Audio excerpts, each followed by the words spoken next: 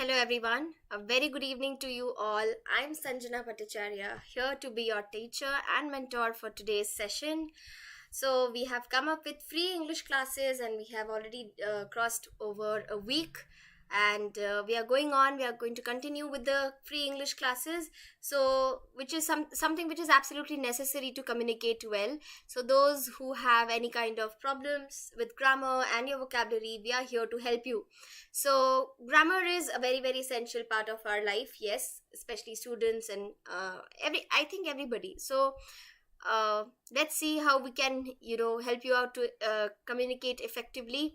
So we are going to learn about rules of grammar today. Now this will be the first part of the topic grammar rules. It will be broken down. Now we'll be learning about them subsequently. And yes, so learning, having a hold on grammar rules helps you to communicate effectively, and also kind of gives you a confidence, right? So we will talk about important grammar rules today so that you all can speak and write clearly. And yes, about my favorite thing in the world, the playbook.fun. So as you all know about playbook.fun, those who know, you already know what the platform is about. Those who don't, let me take you all to the colorful world of Playbook. It's a gamified e-learning platform for you all to learn, explore, and become a young creator, and also have the opportunity to earn coins. So we use gaming concepts here so that you all can enhance your skills, your developmental skills, and also you all can become a master of all trades, right? So moving on, here we don't just teach, we also help you all with life skills, and it's always fun to learn where you can create something on your own, earn coins for it, and yes, bag free and exciting prizes. So moving on with that, everyone, if you all have not downloaded the app yet, it's available in the Play Store for Android users. It's called The Playbook.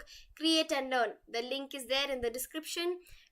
Please feel free to download the app. And also the fun part is you all can earn more coins, not just by being creative but also by referring the platform to your friends. So it's super duper fun. Once your friends download the app, you will be getting referral coins, which will be like an addition to your collection of coins, and with that you all can avail exciting prizes. Okay, so as I would say again and again, refer it to your friends and you get extra playbook coins.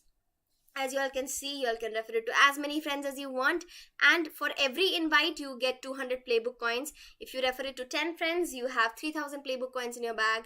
If you refer it to 50 friends, you have 15,000 playbook coins.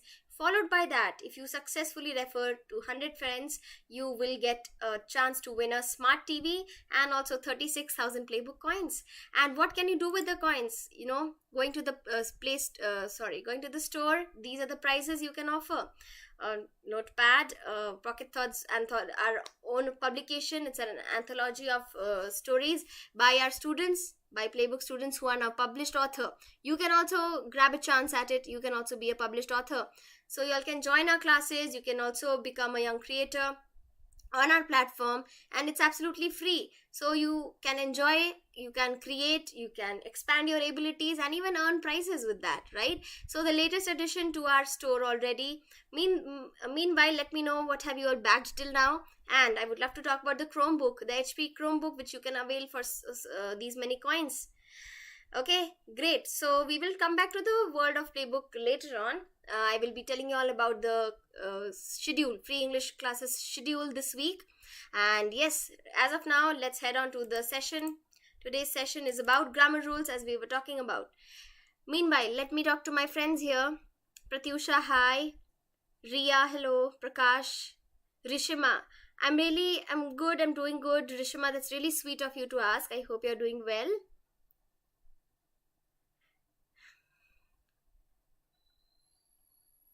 Great. All right, everyone. So we will start off with the session. We will start off with learning grammar rules today, and we will also be solving a few sentences, an exercise or so. All right. So I'm going to start off, and you all can let me know about your comments, your answers, your doubts, all in the comment section, in the live chat section. You all can chat with me, and please feel free to share the link of the session to your friends and family so that they can also learn, because grammar is something everybody should have a good hold on, right? So, moving on with grammar rules part 1. Hi Divyanshi. So, rule 1, here it is everybody. Now, we have learnt about basic word order in the previous few sessions. We have learnt about how a sentence is complete only when it has a subject and a predicate.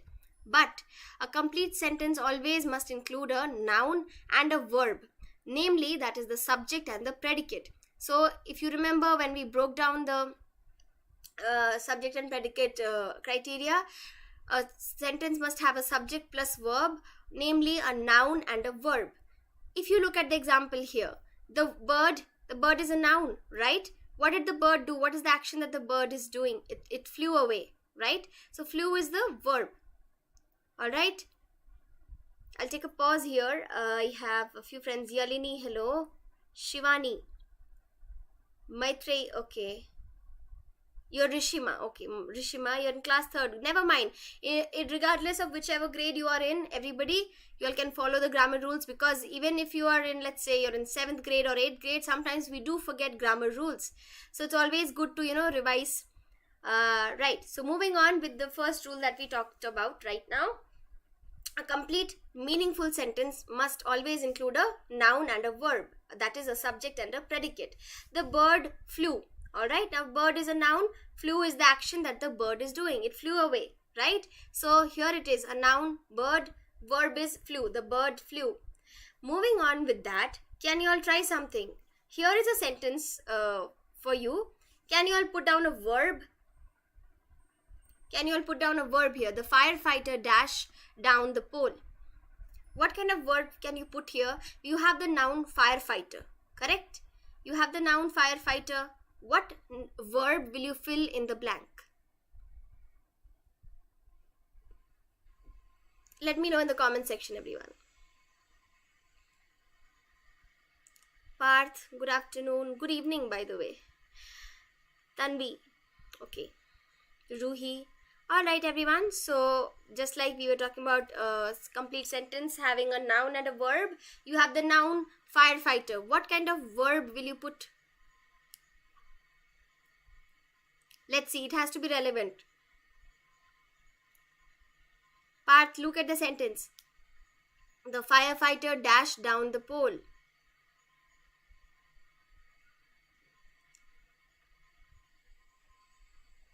Okay, Ria has given me an answer. Okay, I'll take that.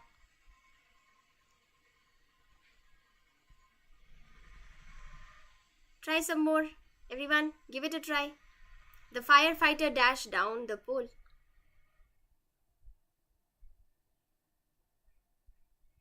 Water? Why are people putting water? How is water relevant here? The firefighter water down the pole? Does it make sense?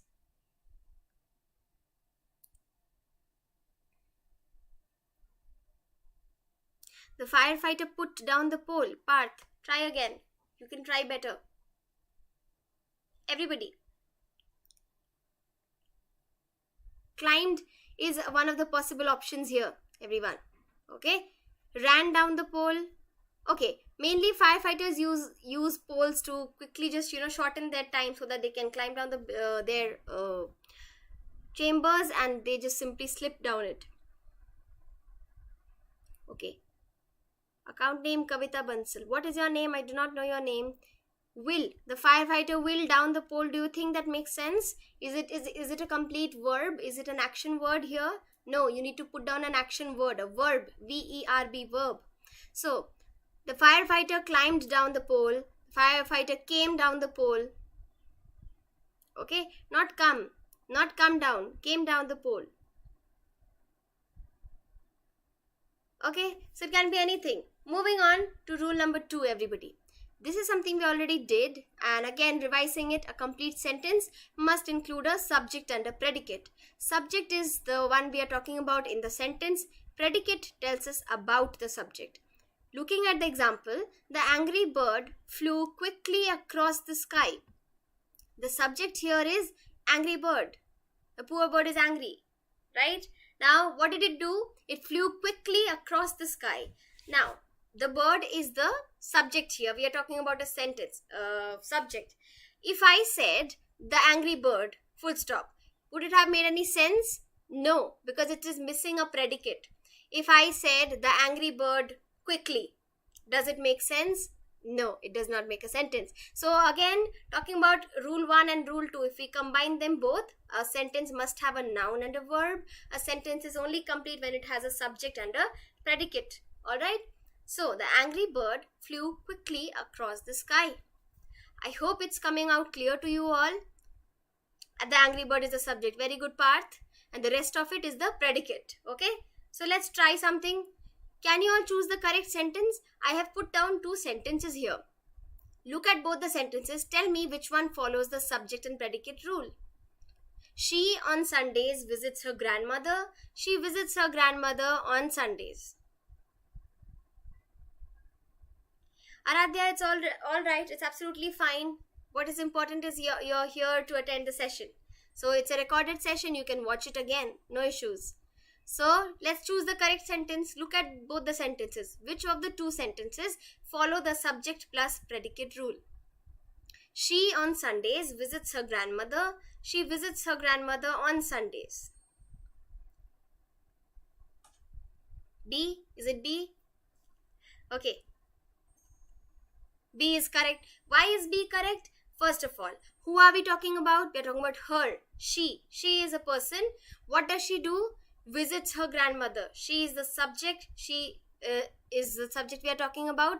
The rest of the sentence is the predicate. Now, what is the action she is doing? Visiting her grandmother is the action she is performing. When does she do it? On Sundays. Alright. She is the subject. Visits is the verb. Her grandmother on Sundays is the rest of the sentence. Particularly, her grandmother is the object. Okay. On Sundays, it's the rest of the predicate. So I hope it's clear, and yes, the correct answer is B. She visits her grandmother on Sundays. If I say she on Sundays visits her grandmother, that is grammatically incorrect. Okay? So, she visits her grandmother on Sundays. That's the correct answer. We will quickly move on to rule number 3. The only exception, now pay attention to this. The only exception to the above rules or the first and second rule is imperative sentences. Okay? What are imperative sentences? Can anybody tell me? The subject is doing the action of visiting the object, which is grandmother. Good job. Absolutely correct. Imperative sentences. Who can tell me about imperative sentences? What are imperative sentences and why are rules 1 and 2 exception to imperative sentences? Okay.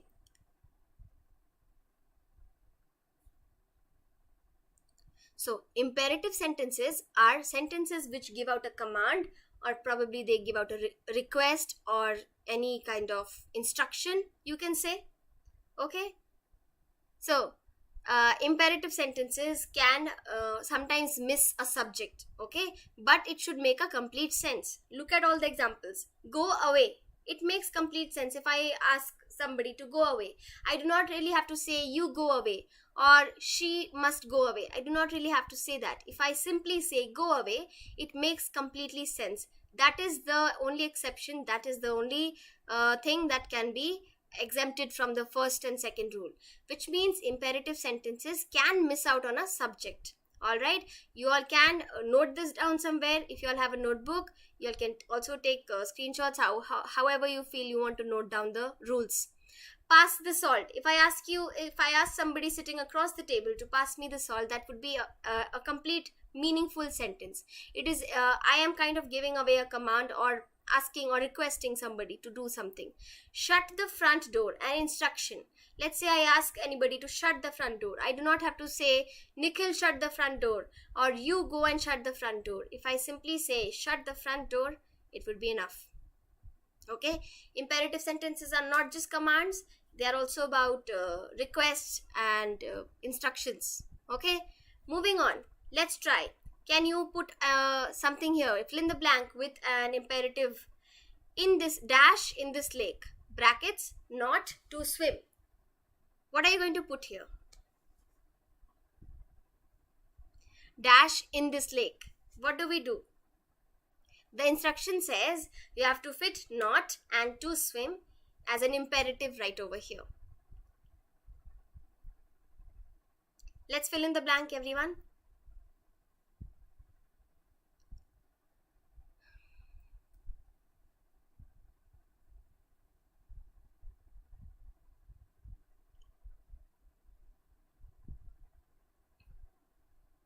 Yes, some sentences that give us a command or are requesting something to do, that's imperative, right? So I think this one gives us a command. So what are we going to do? What are you going to fill?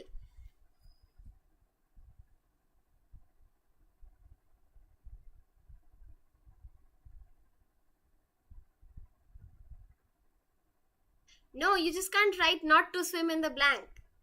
How do you make it an imperative sentence? How do you imply something? Do not do that. Do not break the toy. Let's see, put it in a sentence now. Dash in this lake.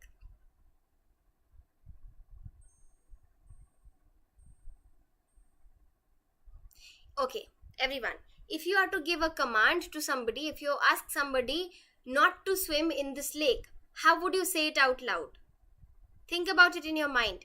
If you ask me not to swim in this lake, what are you going to tell me? What is the command or instruction that you would give me? Think about it, write down the answer. Imperative sentences are about commands, requests, and instructions. So if you are to give an instruction to somebody about not swimming in the lake, what are you going to tell them? Okay, I'm going to type the answer here in the chat for you all.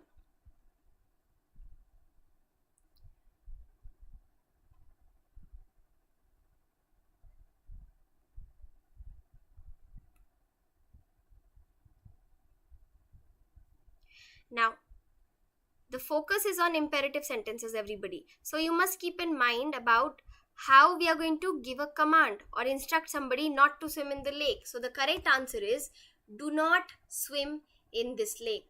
Okay? Do not swim in this lake. I have put the answer in the comment section, in the live chat section. Check it. That's the answer. Do not swim in this lake.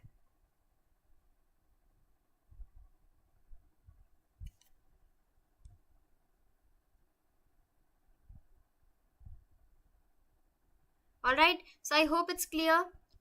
Do not swim in this lake. I'm giving you all an instruction. I hope you all have followed now.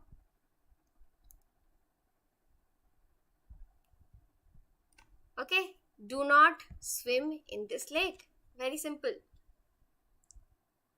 No, to swim in this lake, is it making complete sense? No, right? It's not making complete sense. I have to give you a command or I have to instruct you not to swim in this lake. So, do not swim in this lake. That's the correct answer. Moving on to rule number 4, everybody.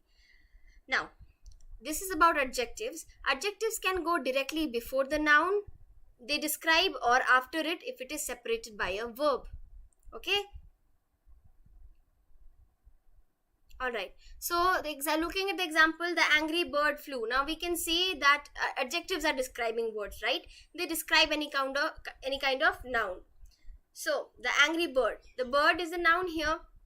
It is angry. Angry is the adjective. It also has a verb, flew, right? Adjectives can go directly before the noun as they describe, or they can even go after if it is separated by a verb. Alright? The bird flew angrily. That is how it goes after the subject or after the noun. Alright, the angry bird flew. So this one is pretty simple. Adjectives can go directly before the noun. Usually that is the rule. And also the thing that you're learning now is how they can go after the noun if they are separated by a verb. The bird flew angrily. You see, I've put it later. It also counts as an adverb. Let's try the sentence. The dash thing of all was that his son was rude to him. Okay, you have options bad, worse, or worst. The dash thing of all was that his son was rude to him. What shall we put here? Bad, worse, or worst?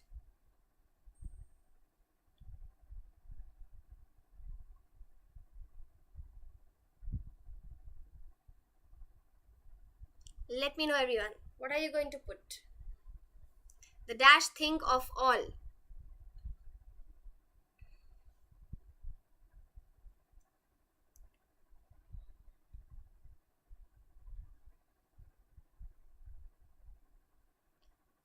Okay. Worst. See, I'm getting answers. Okay.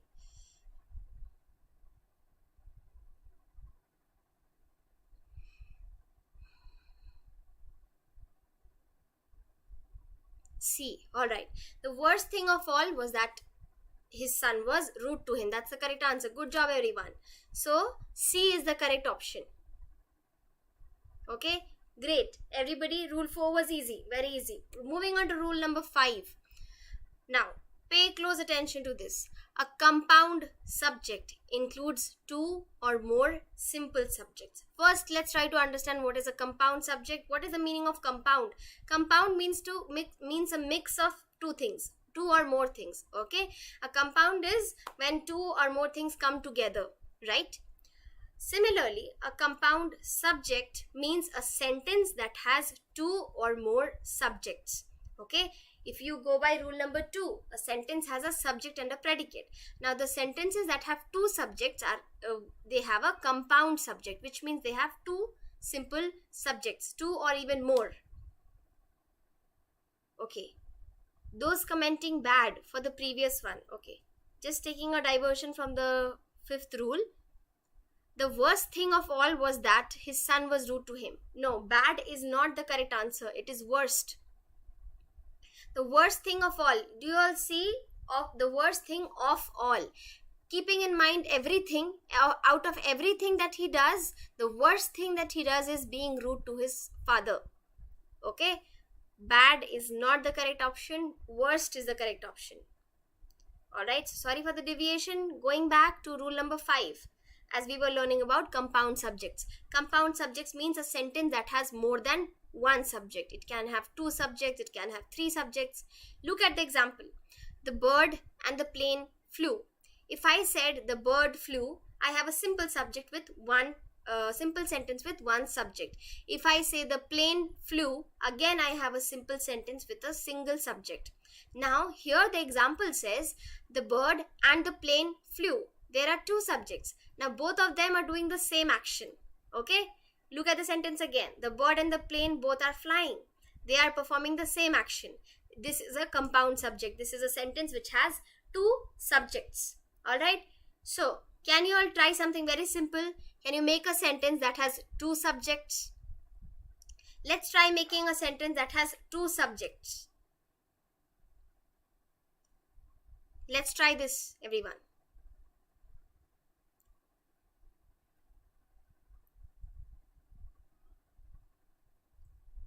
Let's try making a sentence with two subjects. I'll put on the example so that you all can understand better.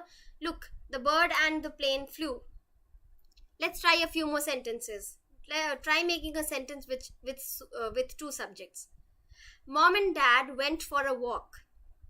I gave you an example. Mom and dad went for a walk.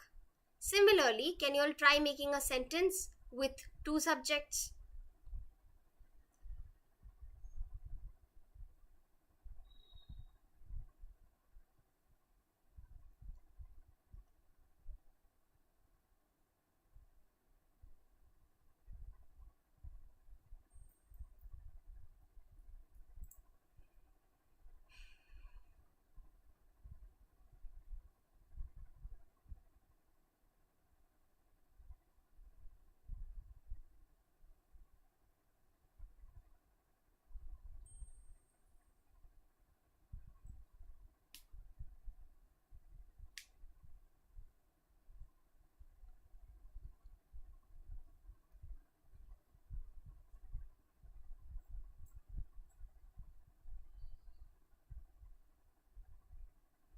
Okay, let me see some sentences here, please. Can you make a sentence that has two subjects?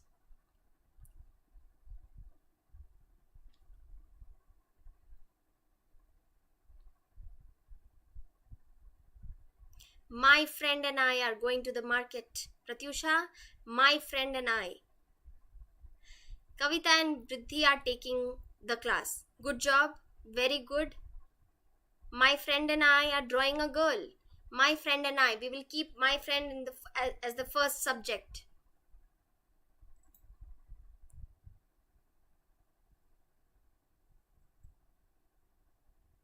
Okay. What did we learn about in the word order session? Me versus I. When we were doing me versus I, you write me only when you are placing it as an object. Here, my friend and I, both of you are subjects here. Both of you are performing an action of drawing a girl or going to the market or walking. Then you put your friend as the first subject and yourself as the second subject. I and we go to the trip. We includes you as well, Parth. Try again. My friend and I were dancing. You are the subject here. I is used when you are right. You are the subject. Me is used when you are the object. Try to recall when we did me versus I. The husband and the wife are sharing the daily chores equally. Okay.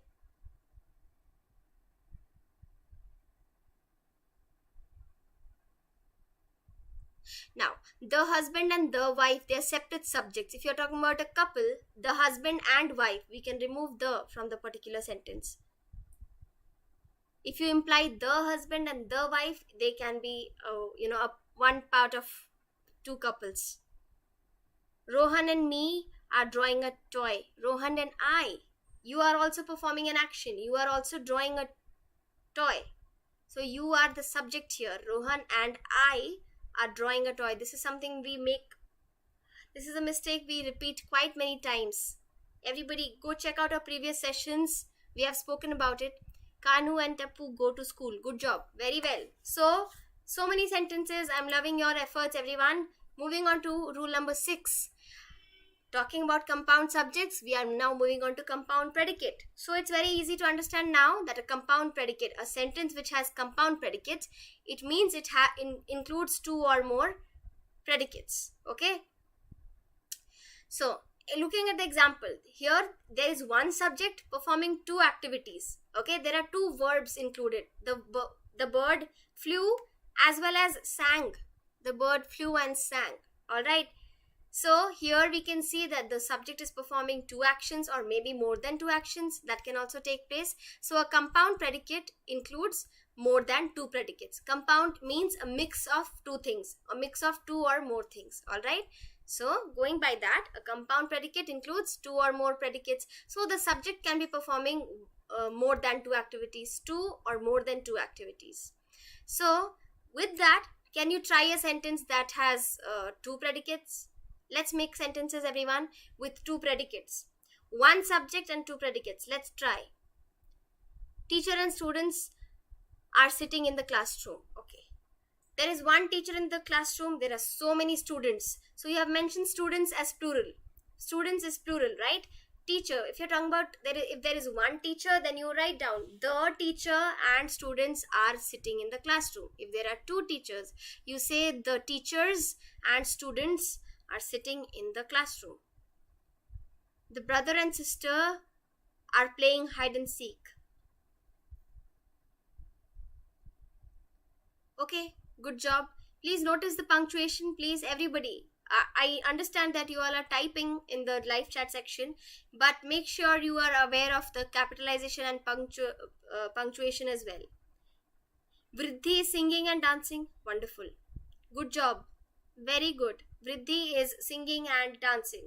Very nice.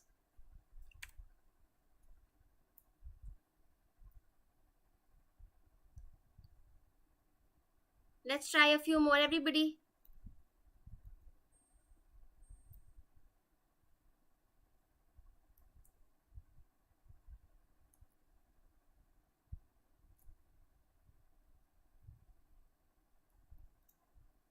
Let's try. Can you all give me a sentence with 2 predicates?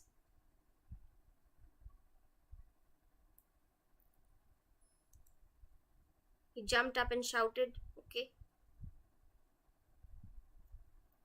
All right. Others, keep the sentences coming. 1 subject, 2 predicates. Let's try.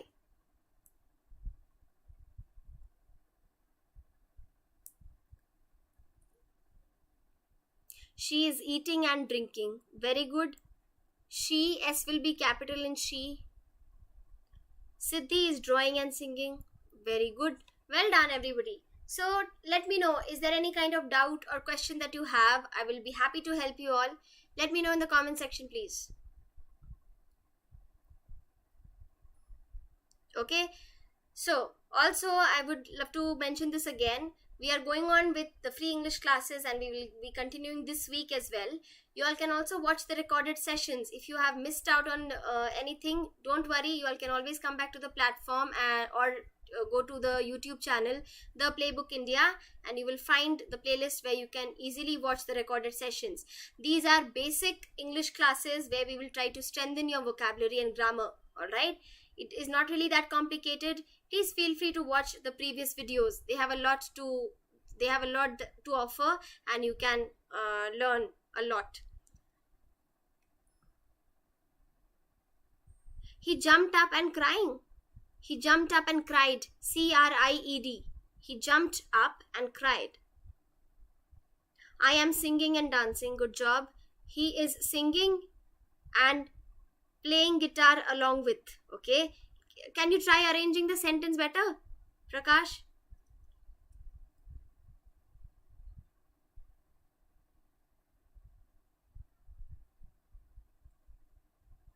He is singing and playing along with the guitar. Okay. My sister is writing and teaching me the table of 4. Okay. All right. Very well. That was a great sentence. She is singing and dancing again. Great job, everyone. So let me know if there are any kind of doubts that you all have. And how was the session? Did you all like it? Did you all have fun? Let me know. Meanwhile, I'll talk to you about the schedule for this upcoming week. Grammar rules part 2. So tomorrow at 6:30 we meet again and we will cover grammar rules. Alright. Followed by that, on 22nd of June, we have do as directed. At 5:30, 23rd June, we will talk about do's and don'ts of has, had and have. 24th and 25th, we will have punctuation rules part 1 and 2 respectively. Okay? Great. So all of you head on to the Play Store now if you haven't downloaded the app. The link is there in the description. You all can download it from there. And don't forget to refer the app to your friends and family. Let's expand the Playbook world. And yes, give yourself wings of creations and innovations. Let's see. So that's me signing off for today's session, everyone. Take care. I'll see you all tomorrow at 6:30. Bye-bye.